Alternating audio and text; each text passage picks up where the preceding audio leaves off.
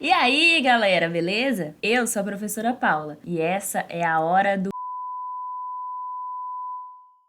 Seguimos os nossos estudos sobre as funções trigonométricas. Já vimos a função seno, vou deixar aqui nos cards para você voltar lá e assistir se você não assistiu. E agora eu vou mostrar para vocês como vai funcionar a nossa função cosseno. Bom, assim como a nossa função seno, a função cosseno, eu vou ter uma f de x igual ao cosseno de x. Lembra que eu disse que essa é a nossa função base. Posso ter variações dessas funções. Vou mostrar alguns exemplos para vocês hoje também. Mas vamos lá na do cosseno. Lembra que para a gente montar o gráfico da função seno, a gente escolheu alguns valores de x, ou seja, alguns valores de ângulos que eram mais convenientes para a gente. E aí a gente calculou quanto que valia a f nesses ângulos, né? A f do x, a f de 0, a f de π sobre 2, f de π, enfim. E aqui não vai ser diferente, né? Não é porque é o cosseno que a gente vai fazer diferente. A gente vai fazer a mesma coisa. E eu vou dar uma dica para vocês. Sempre que vocês forem esboçar um gráfico de uma função trigonométrica, comece pelos ângulos 0, π sobre 2, π, 3π sobre 2 e 2π, porque aí a gente fecha um ciclo, né, um período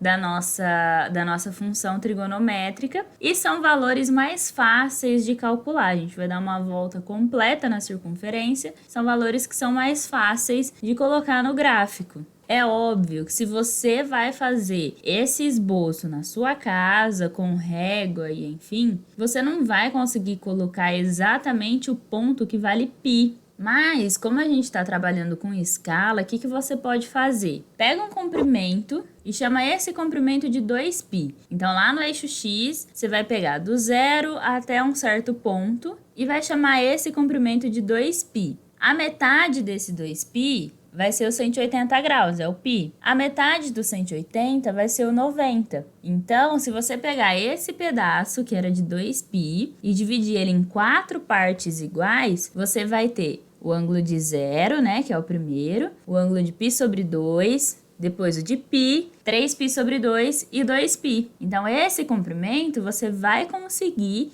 colocar os 4 ângulos. Ah, mas o comprimento não vai ser exatamente 3,14. Não importa, é escala. Se eu falar que aquele comprimento vale 2π, metade dele é π. Eu não preciso usar a escala de 1 para 1, ou seja, a cada 1 centímetro valer 1. Então vamos lá, vamos para a nossa função cosseno. Assim como na do seno, eu vou escolher os ângulos 0, π sobre 2, π, 3π sobre 2 e 2π. Esses são os meus valores de x, ou seja, são os valores dos ângulos que eu vou colocar nos pontos lá no meu plano cartesiano, tá? A minha f de x, ela vai pegar cada valor de x e vai calcular o cosseno desse valor. Então, eu vou olhar aqui, ó, meu primeiro ângulo é o ângulo 0. Lá no ângulo 0, aqui no comecinho, quanto que vai valer o cosseno de 0? Olha aqui, ó, o cosseno é esse eixo, é o eixo x. O eixo x, ele vai me dizer o quanto esse ponto tá para a direita ou para a esquerda em relação ao eixo y.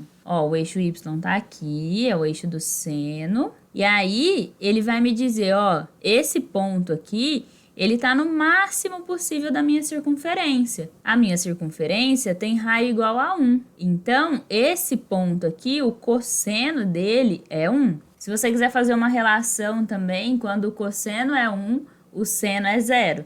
Então, aqui a gente tinha seno 0, então o cosseno vai ser 1. Π sobre 2. Π sobre 2 é o ângulo de 90 graus. Então, é esse ângulo aqui em cima. Nesse ângulo de cima, o cosseno, olha só, o cosseno é quanto ele vai para a direita ou para a esquerda. Ele não vai nem para a direita e nem para a esquerda, ele está exatamente ali em cima do eixo y, né? Em cima do eixo do seno. Quando a gente via no plano cartesiano, um ponto que estava em cima do eixo y, o x dele era igual a 0, né? E um ponto que estava em cima do eixo x, o y dele era igual a 0. Aqui é exatamente a mesma coisa. É como se o seno fosse o eixo y, e aí um ponto que está em cima do seno, o cosseno é igual a 0.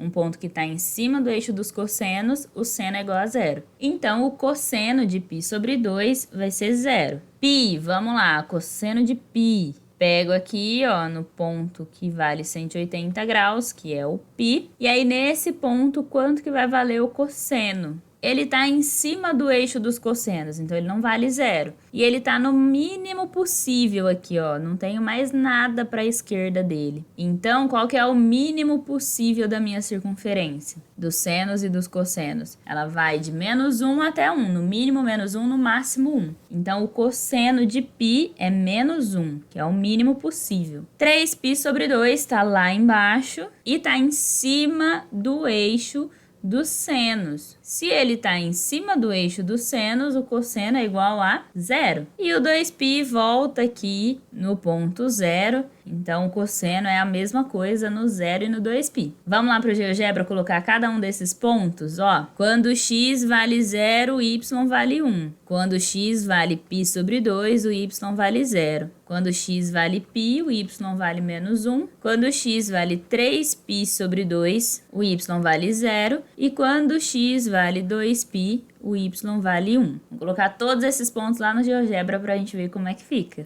Olha só, já coloquei todos aqueles pontos, ó. Ponto A, B, C, D e E, tá? Aqui do lado vocês conseguem enxergar todas as coordenadas de cada um dos pontos, que são exatamente aqueles pontos que a gente calculou lá atrás. E aí, como a gente já viu, assim como na função seno, eu não vou ligar esses pontos através de uma reta. O gráfico da função seno e cosseno não são retas, são curvas. Então, vamos colocar a função cosseno aqui para a gente ver como que ela vai passar por cada um desses pontos. Olha só a nossa função cosseno. Tá vendo? A nossa curvatura é bem parecida com a do seno. Vou colocar as duas aqui para a gente fazer um comparativo. Olha só como se comportam as duas. Tá vendo? A verde é a função cosseno e em vermelho a gente tem a função seno. Então, as curvaturas são bem parecidas. O que a gente diferencia é de como elas começam, ó. A função seno, ela vai começar lá no ponto 0, 0, na origem. Porque quando o ângulo é igual a 0, o seno é igual a 0. E a função cosseno vai começar no ponto 0, 1. Porque quando o ângulo é igual a 0, o cosseno de 0 é igual a 1. Então, a gente tem aí, ó, essas duas funções que são infinitas, são periódicas. E as duas, a imagem se limita do -1 até o 1, tá? Vai ser sempre nessa faixa aqui, entre -1 e 1. Essa função base, né, que a gente tem aqui do seno de x, cosseno de x apenas. Agora eu vou trazer alguns exemplos para vocês de funções que vai ter alguma coisa a mais aí. Só que vocês vão ver que não tem segredo. A gente vai sempre escolher esses mesmos 5 pontos e a gente sempre vai calcular a nossa função nesses 5 pontos, colocar os 5 pontos e aí vai colocar a curvatura. Ah, tem um detalhe também, ó. A função cosseno, ela sempre vai começar descendo, depois subindo. E a função seno não, ela sempre começa subindo e depois descendo.